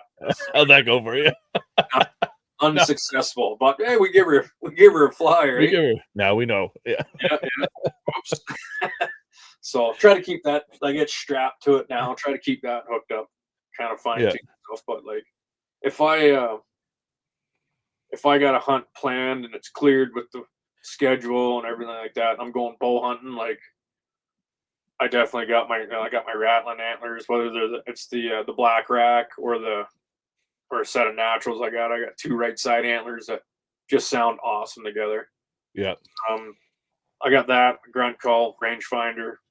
I know everything's in there. Sometimes I'll pack the jet foil to bring some oatmeal, stuff like that, because I will do an all day sit, and I do like having I don't sit in a saddle. I haven't tried that avenue yet, but I do have a mobile set with I got a lone wolf with some XOP climbing sticks that I got no problem lugging around. I just up any tree and way I go, right? So, but I haven't explored the saddle yet, but it's something that's kind of in the back of my mind that maybe I should, because it'd be way less clutter in the truck. Yeah. You know what I mean? It could always be there. It's a lot. Like, I just got one last year, and it's Which one did you get? I got the Mutant saddle from XOP. Okay, yep. And their X2 climbing sticks. Yep. And then the Invader platform. So the platform's got like cutouts on the sides, so you can put your feet where they're normally supposed to go. You can also go side to side. What's really cool about saddle hunting is you literally have like 270 degrees around the tree that you could basically use to shoot from. Yeah. And it's not like that in a stand, right? You're a little bit more limited. So that's cool. You can literally spin around if you wanted to, shoot the other way. Like, and you've got the tree in front of you kind of as cover, which is nice. At first I was like, they look like you'd be moving too much because you're kind of suspended. I always thought the side profile would have been a little bit wonky looking, like you're standing there on a 30-degree angle off the tree. Like, yeah, I've had so many deer just kind of look up at you, just like, oh, the hell what are you doing? The hell is that? Yeah, I think it's pretty cool, and you can literally shove everything in and on your backpack, right? So in a little pouch, like I ended up buying I went to a military surplus store, and I got a U.S. military frame pack. It's got a plastic frame on it, a bag that all detaches. Well, so do the shoulder straps and lumbar straps. So I peeled them all off, and I got them all fixed to the grade of my lone wolf. Oh, nice. It's comfortable, man. I got it figured out. I get my sticks locked in there and all strapped down tight, and then my bag is just one more strap around it. I hang the 2 straps over one of the over the 2 tops of the sets of sticks. I'll split the sticks up, 2 on each side, right? And it's comfortable to carry. It is a little bit heavy, so if you're walking a long way, you will break down. You'll break into a bit of a sweat on yourself if you overdress for it. So, which I've done that. So, but yeah, it's a good setup. I can get it set up quick. I'm probably only 4 or 5 minutes before I'm in the tree, right? Like, it's fast because I can just. How high are you normally going? Are you? I got a 4-stick set, and I like getting high. I'm 25 feet. Oh yeah. Oh damn. Yeah, I'll get the sticks. Like, I got a it's a 3-step stick. the 40-inch ones, the longer ones. I will make it a stretch to get from the top of this one stick to the bottom of the other stick Really? each time, and then I have the top stick, the last stick, the last step would be probably about the seat height of my lone wolf. Okay. So like I get maximum height out of that. Wow. And then when you leave your bow hanger at home, or like I have a bunch of those packs, just those little brown hooks. Yep. There's got to be 100 trees running around in the properties I used to hunt with these stupid things still in them because you leave them there and you think they're in your bag and they're not. So then you're limited. But at least the lone wolf's got that spot and the great to stick your cam in and sit Right. I'm not a fan of that by any means, but it's wow. I like my setup. It's comfortable. I don't sit in it. I always have the seats stood up. I'm always standing, right? I'll stand in unless I'm doing an all day sit. I'll sit down midday. Yeah, for sure. Yeah, but I don't know.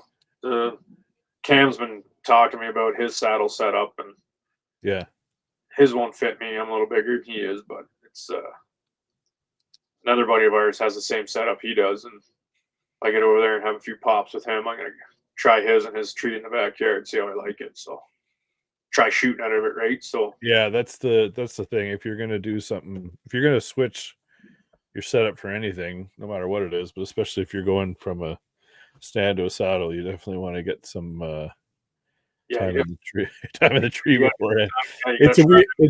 It's a different experience because you are kind of slung in there, and you can stand up, or you can lean, or you can be even like right close to the tree. So there's so many different positions you could be in that you really want to make sure you practice drawing from them, because from all of them, yeah, exactly. You don't want to do it in the time when you really need to maximize your shot.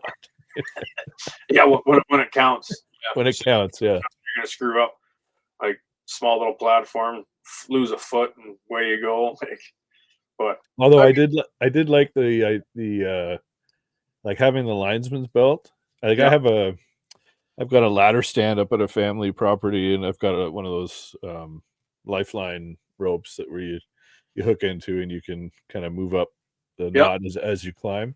Yep, that's cool. But having the linesman's belt, like you're never not attached to the tree when you're in a saddle, right? Yeah. So that's kind of nice too. Yeah, I do that when I'm setting mine up too. I got the basically the same rope, Cam says, for a saddle that I use with my I got one of those muddy harnesses, super comfortable to wear. Yeah, you know what I mean? And it's got the spots to hook on, so you're shimmying the rope up as you go, and having the stand right on your back is nice, right? So like I got a little string that I can hang the other sticks in. So then you're just popping them out. They're right there, and I pre-hang all the straps on all the sticks. So and it just boom around. So I got a pretty good program getting it up into the tree and getting it set. And then obviously the last thing you do, which is the first thing you do when you get there, is you tie your bow to the string or clip your bow to the string now, because I got this here fancy like bow lanyard that I found online. I haven't used yet. Yep. So that's this year's thing. You clip your bow to your string so it doesn't fall and break. Yep. Yeah. However long that is, that's how high my platform is. As soon as I feel weight lifting my tree stand up, that's how high I'm going. As soon as it moves the bow on the ground, that's good enough. Yeah. We're usually about 25 feet. So nice. I get my feet about 25 feet, and I'm comfortable sitting there, and I've had good luck with that. Not too many deer looking up at you. Get the odd one, but if you could change a regulation or two, are there any off the top of your head that you'd like to see for just in Ontario in general, or yeah, like they should, because I'm sure they're going to be listening, so fire away. Oh yeah, 100%. Like I got buddies that have buddies my one buddy's from Michigan, and he lives in my hometown, and he can't bring his buddy that he goes to Michigan and hunts with, that he grew up hunting with his whole life, to come archery hunt whitetail deer. He can't buy non-resident tag. There's no open season in certain WMUs. You know what I mean? Like, why not? Why does our province shut that down? It's not like we have any outfitters here or anything that you're protecting the business for. Like, there's how many whitetail outfitters do you know in southwestern Ontario that are got 100 clients a year coming to a 5,000 acre farm that, a little mini Iowa? There isn't one. There isn't one. Because people are more interested in building cities than they are whitetail properties. You know what I mean? Like, so I think that needs to go. And then another one off the top of my head is the apprentice hunters program they got.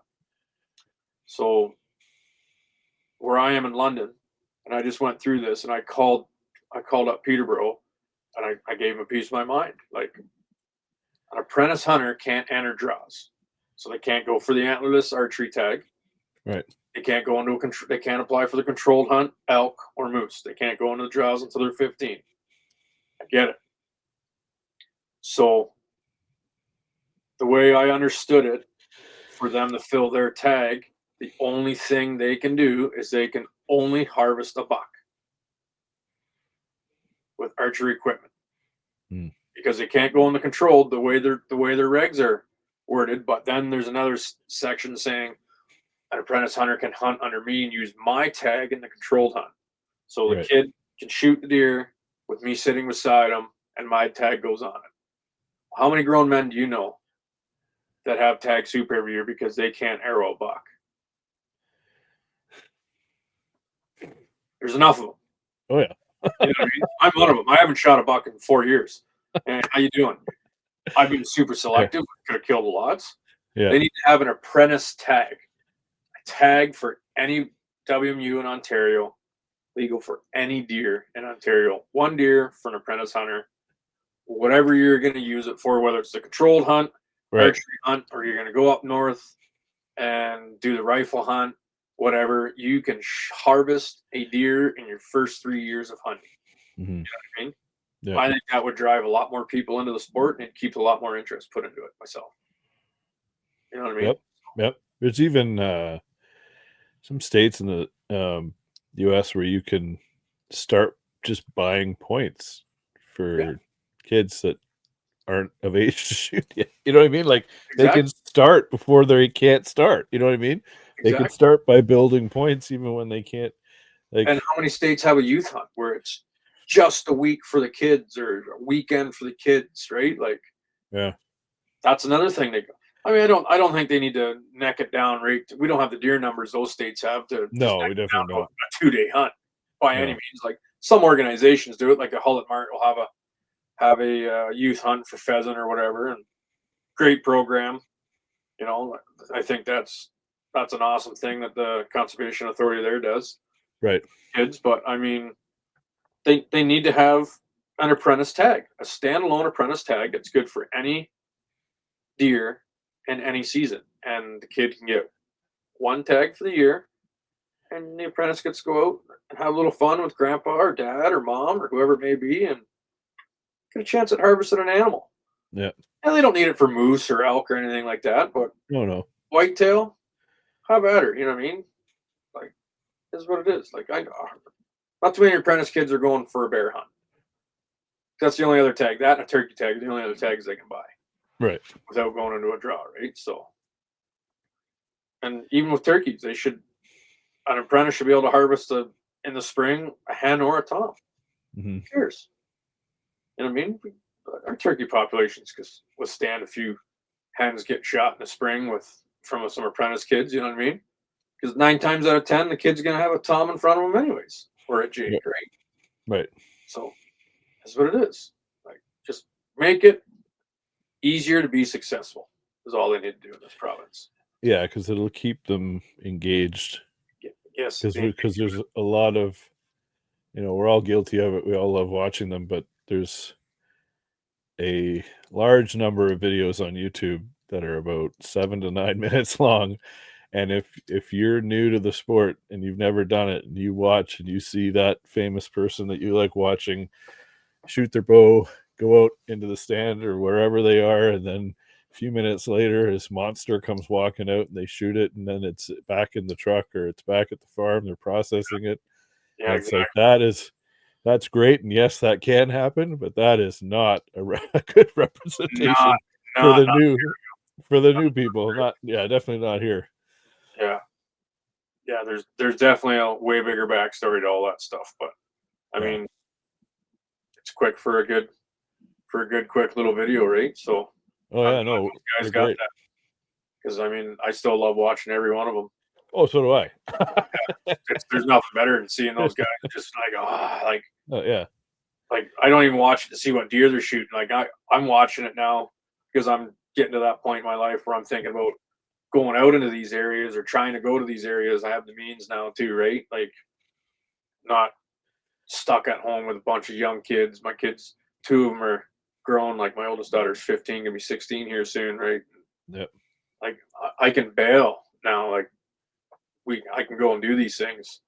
You know Yep. what I mean? And if I can get that done, like I'm looking at the terrain they're hunting and stuff more so than watching what deer they're getting into, right? Like I'm looking at what habitat that these guys are setting up in and stuff like that. So it's and a lot of that can be the same as what we have here in Ontario. Like my one spot that I lost was just nothing but a bunch of gullies, and like man, the amount of deer I'd see in there. I ended up Mhm. killing one deer in there. Yep. Shoulder bladed a big buck, had numerous giants on camera, and ended up shooting a real nice buck on Boxing Day just to fill an additional tag. I was looking for a doe, and a nice 3-year-old 8-pointer came out. I'm just like, "How you doing?" You know what I mean? 3 o'clock in the afternoon, been in the stand for half an hour. Cool. Yeah. There you go. Like, call it a Thank you. year. You know what I mean? Like, and it Yeah. was a good year. So yeah, it was just yeah, I love all that stuff. What all everybody does, and I love what all we do too. Like I know a lot of Oh guys yeah. in Ontario super successful. A lot of big deer here. I've chased a lot of big deer. Haven't killed any super giants. I've killed some nice deer, Yeah. but this is what it is. We're in the land of a lot of hunters.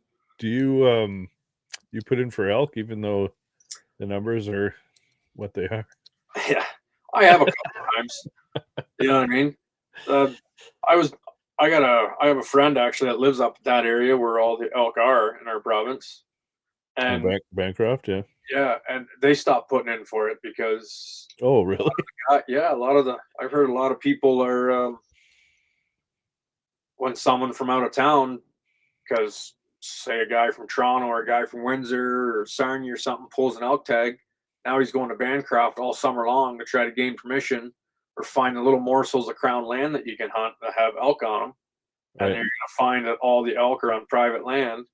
These guys are asking for big money for a lease. So like, I'm not going to drive up to Bancroft and give some guy $2,500 to hunt No. his 150 or 200 acres for an elk.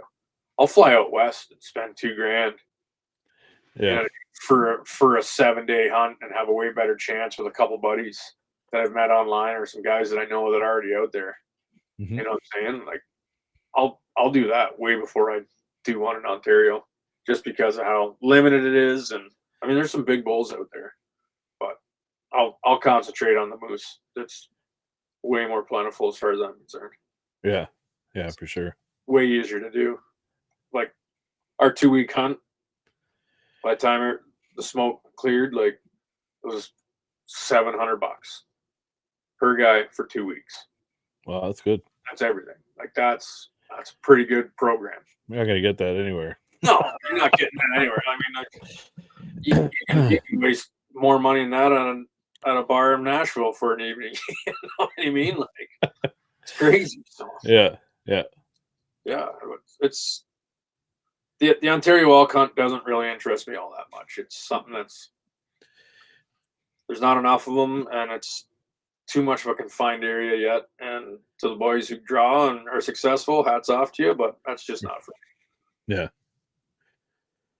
Yeah, it's pretty the numbers are pretty skint. and if you get one, you'll never get another. Right? Yeah, exactly. Like, and I mean, I was looking at the regs over up at Moose Camp because whitetail season was open for rifles over up there. I'm just like, not that we were going to see a whitetail where we were, but I'm like, holy crap, boys! Like, you're looking at it, archery season way up there, Mm-hmm. like in around Thunder Bay and all that, open September 1. Like, I don't need to leave the province. I can fly up for a weekend for $100 and back to Toronto, and I can go potentially shoot a velvet whitetail right in Ontario. Wicked. Yeah. That interests me way more than trying to go for an elk. Yeah. You know what I mean? Just gotta find the spots. Like you're saying, you do a few trips to find out, hone in your area, and Yeah, 100%. Like, I can find whitetail sign if there's whitetails around and it's all crown land up there. I can get on something for sure. Like, doesn't need to be big, but just be cool to have a sweet Euro velvet mount. I think would be pretty sweet to have. It's yeah, a that'd legal be way cool. to do it. Yeah, my wife won a teepee tent at a fundraiser thing she was at. I was like, "Oh yeah, what are you gonna do with that?" She goes, "Nothing." I'm like, "I'm gonna take that." She's like, "Yeah, whatever." so That is mine. I bought a stove. So I'm looking to just pick somewhere and go out in the cold and set up and just spend a few days out there and walk around, see what I Oh can see. man, go do it. Even if you're just going grouse hunting, Yeah. you know what I mean? Like, so cool. Like, our I'll send you some pictures later, but or maybe I already did. But our camp setup it's pretty extravagant, man. Like, it was. Yeah. We got one of those Cabela Outfitter tents. It's the Oh, yeah. 13 by 27. The big one. Yeah. We put a what was it, 12 by 20. Yeah, 12 by 20 shelter logic on the end. That's for like a little mess hall. There, the enclosed trailer, and we keep all the cooking stuff in the closed trailer. Like, we got a Traeger and a Blackstone. Like, Oh man, up there, it's it's glamping, especially when we had the Starlink this year. Oh yeah, Yeah, top notch. That's amazing. It was top notch. I ate more food in those 2 weeks than I do in a month at home. You know what I mean? Like, didn't go up there and lose weight. I'd come home fatter. Yeah. Plus the amount of beer we drank. Yeah. Which was a lot of fun, but yeah, it was a good hunt. It was a good hunt this year. We got a good group of guys. I'm excited to see what happens next year. So yeah, definitely. Do you have we're getting on an hour and a half here, taking up a lot of your night. Do you have a story you can tell? What story about what? What do you want to hear? Maybe talk about the bull that you shot a couple years ago. The Matthews with the moose that you shot. Oh, the 23 or the first one in 21, because I shot a bull, a 32 inch bull in 2023. Okay. It was a late season hunt. That first one we shot, which was actually, I don't know if you can see it. No, you probably can't. You won't see it in that photo, but you've seen the photos. It was a 44 inch bull. That was pretty cool. That one was a good one. That was a grind of a week. All right, let's hear that one. Yeah, it's a hot week, on and off. Finally, end of the week, it got cold for us, and a lot of hunting pressure up there that year in 2021.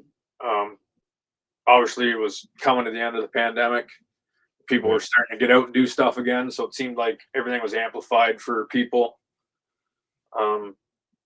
It was our first year as a group. Our group has changed since.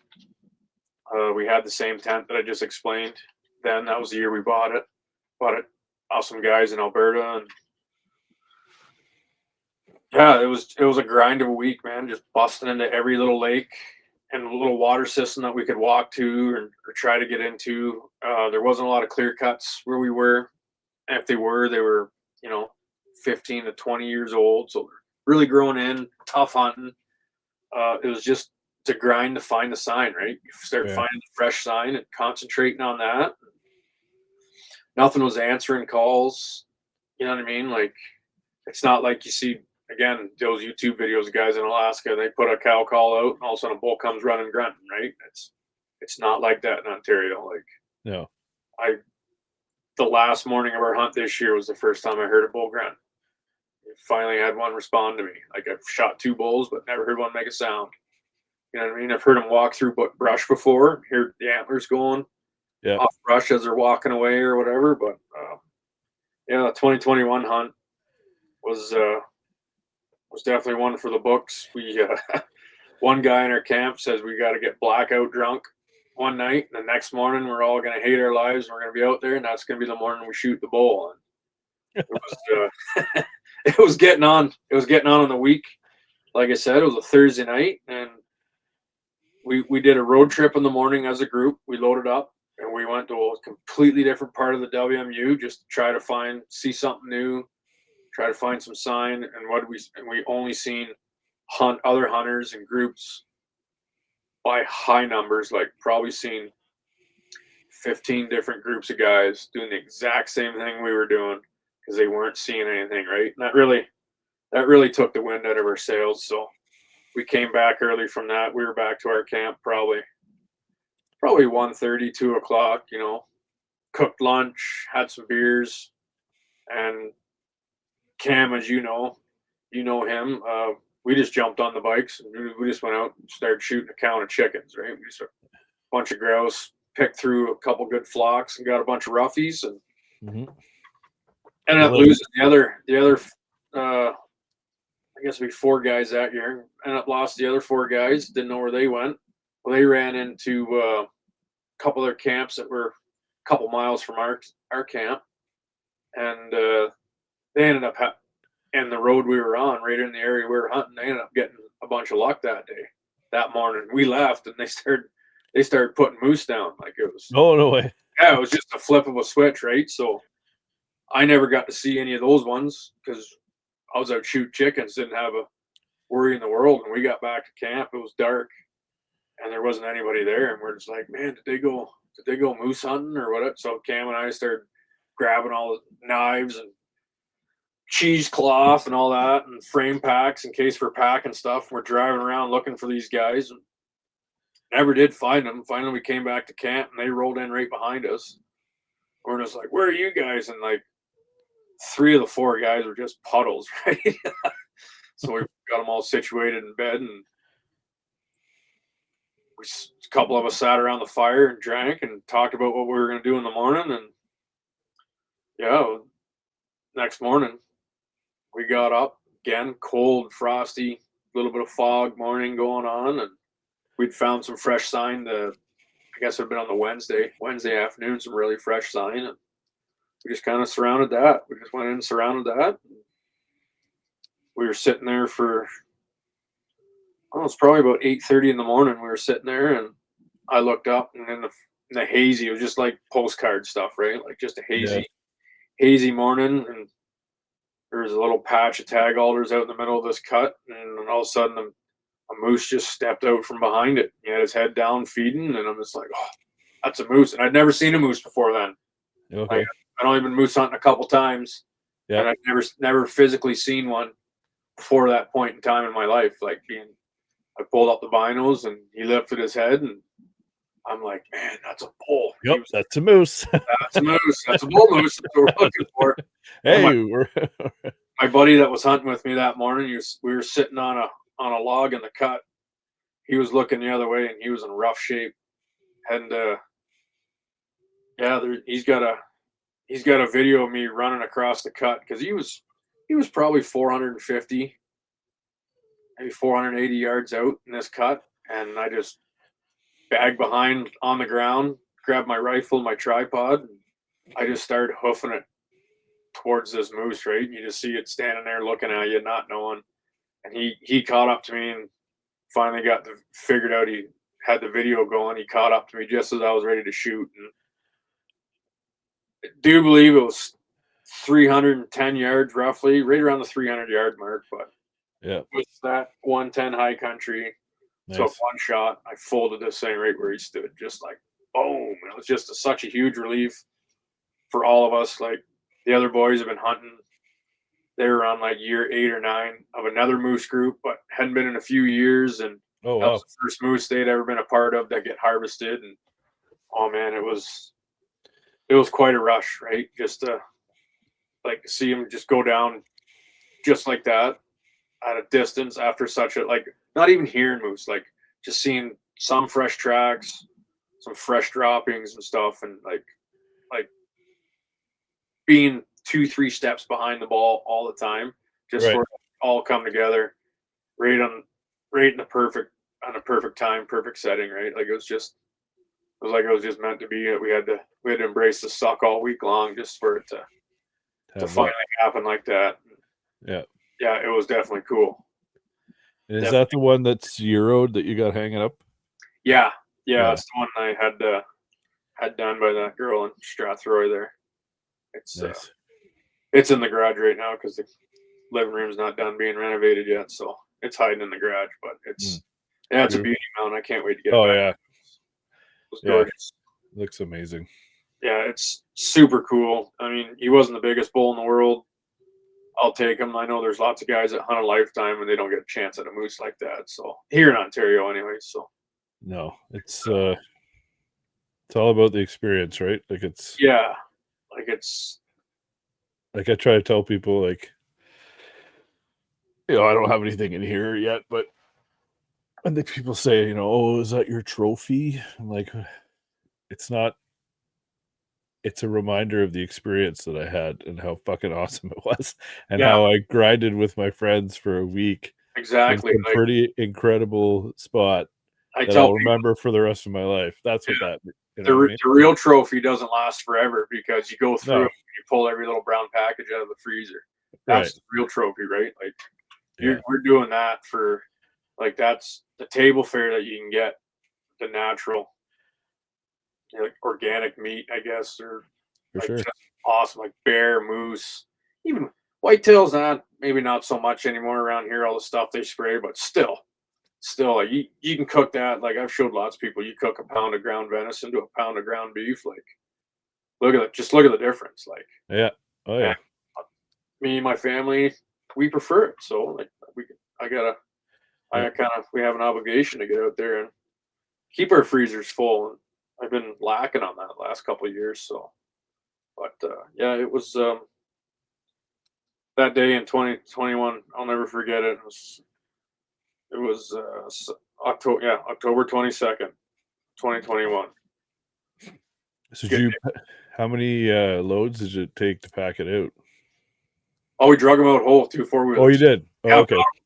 ended up butchering them in my laneway. Drove them home whole the next morning. Oh, wow. Right on the flat deck trailer. Had a Nice. my little plastic. I got a 12-foot plastic crawdad.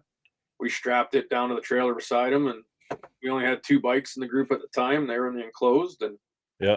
yeah, we packed them full of ice because it got warm again. We packed them Right. full of ice. First part of our drive, we had some cold freezing rain, but as we started getting closer, Sudbury, Toronto, Barrie, stuff like that, it was starting to get pretty warm, and at least we drove through that stuff through the night. Like I remember I pulled up in my laneway. I think it was about 5:45 in the morning by the time I got home with that moose on the Wow. trailer. So I just made sure I hit the truck stop and packed them full of ice, and all the boys went home, and they were all back at my place by 11 a.m. and with their wives and their significant others, and And a sharp knife.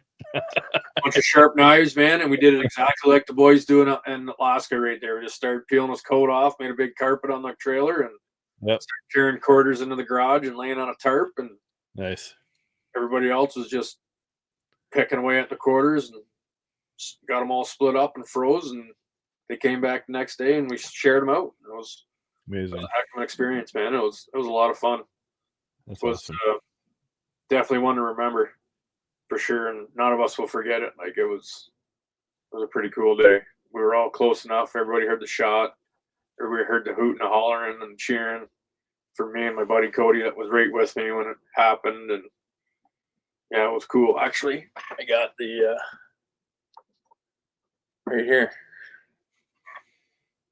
That's a 200 grain AccuBond that I pulled out of him right there. Oh, there you go. Nice. He's gone. So that's another part. That's a pretty cool trophy. Like That's cool. that's got like 83% weight retention because I'm a I'm a nerd on the reload and stuff. So yeah, that's put that all on the scale, cleaned it all up, got all the meat out of it. Like, I know how that performs, and Nice. I really like those AccuBond. So it was good bullet. Good bullet. Awesome. Great story. Yeah. That's one you'll never forget. You know, sometimes you hear like there's some patients in hospitals that might be going through some dementia but they can always seem to remember stories like that. You know, those deep rooted core memories that Oh man, locked in forever. that it seems like yesterday. I remember the first whitetail buck I ever shot, 16. I could relive that. Like I could just close my eyes and it feels like I'm there again. You know what I mean? I'm sitting on that log on that Yep. cold. It was a Tuesday morning in November. You know what I mean? Came out to a black and gray film canister. Had 7 of them around full of cotton swabs with Tink 69. Yes. You know what I mean? Classic. A classic deer lure, doe and rut deer lure.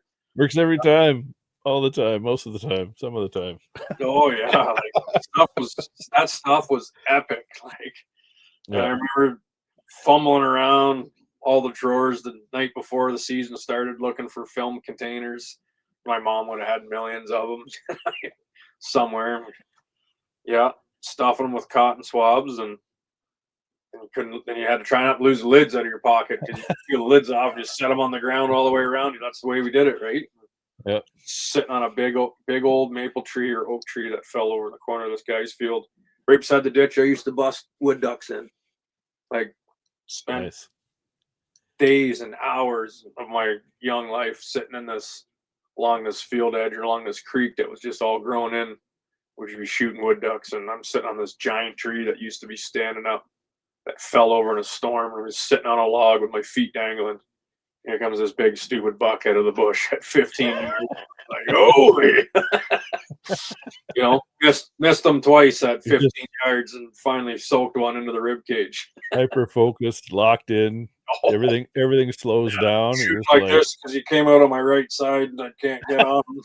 Like just 16-year-old kid not knowing what to do. Muzzle the gun's doing one of these.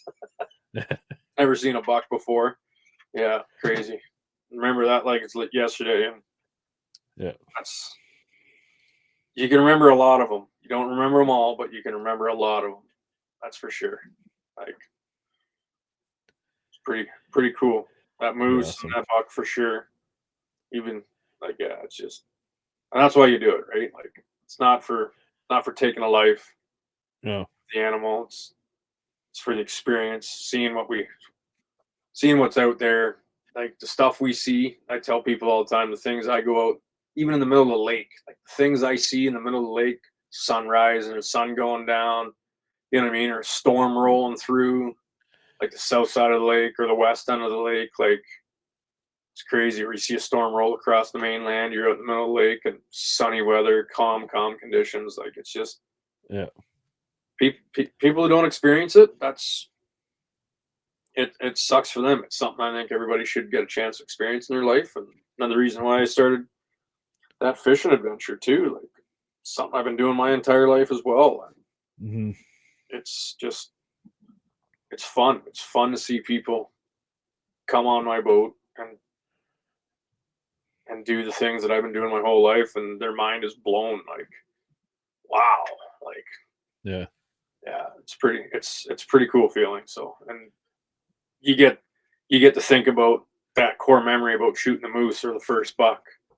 That's now one of those core memories for those people that they're going to be able to relive, you know, their first 28-pound king salmon. First salmon they ever caught's 28 pounds on a charter that they went on or something like that, right? Like, yeah, you're part of that now for them. Yeah, exactly. They're going to remember me being a part of it, right? Because they're going to remember who I was or being out there. So that's a cool little thing that you get to live with and experience, and seeing the smile that we've experienced so many other times with ourselves and by ourselves.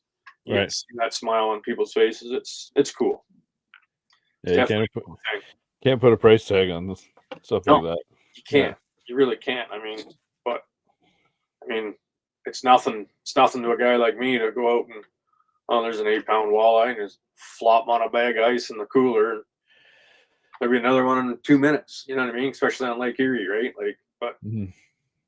for some people, they've never seen that. They're just like, whoa. And yeah, like it's cool. Right. It's unfortunate not everybody gets to try it. So Right. Well, let everybody know where they can find you and get a hold of you for these fishing charters too. yeah, you can look me up on Instagram. I do cross sharing. I don't do a lot of posting. I'm super busy, but it's called call myself North Shore Outfitters. Uh, you'll see me post on, if you're following me on HOD, my hunting side. You'll see me cross posting and sharing a bunch of stuff, and then I don't usually share too much on the fishing side of things from the hunting page, because sometimes people aren't into the hunting as much as they are fishing. So Right. try not to scare too many people away. But Yeah. everybody who hunts, most of them like fishing, so it's good going that way. But yeah, just if you're out there and you're looking to get on the water, shoot me a message. Even on HOD, shoot me a message there. I'm more than happy to let you know what the schedule's like. So it's definitely a good time, and yeah, we're fully licensed and insured. So Sweet. That's awesome. yeah, it's a good Well, time. thanks again for coming on here. Yeah, no problem, man. We've been talking about it for a while. So I know. It's you've had some big names on here, so I'm just a small pawn in the whole work of things. But well, a guy that's on the same level as me, and when I started it, I just started sending messages out to people, just to see what if there was interest, and almost all of them got back to me. I was just like, that's whoa. killer. Yeah, that's killer. Like, I mean, some of the people it's harder to nail down for schedule wise, like they're especially some of the bigger people, obviously, but you work around them the best you can, but everybody that comes on here, I have a great time with, because you just learn so much from each person, right? So it's awesome. yeah, exactly. Yeah, like it's Awesome. definitely cool to you watch these people on TV and YouTube all the time, and you're sitting here looking at them just like you're looking at me right now. Like, I know, it's wild.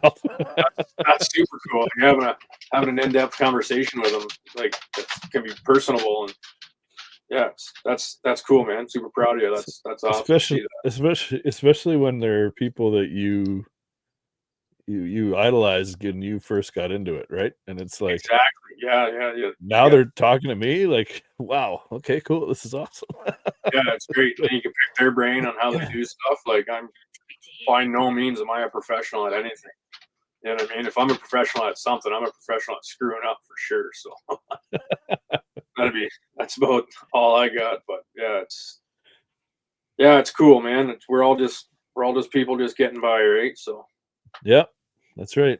definitely cool. No one's better than the other. It's all the opportunities you get. That's all it is. Exactly. I agree. But yeah, All right. thanks for having me on, brother. Yeah, anytime. To have you come back too. Yeah, absolutely. Do one straight about fishing, because I could talk Yeah. for hours about that. Like, crazy. So. But Wicked. All right. Enjoy the rest of your night. Thanks I again. will, pal. We'll talk to you.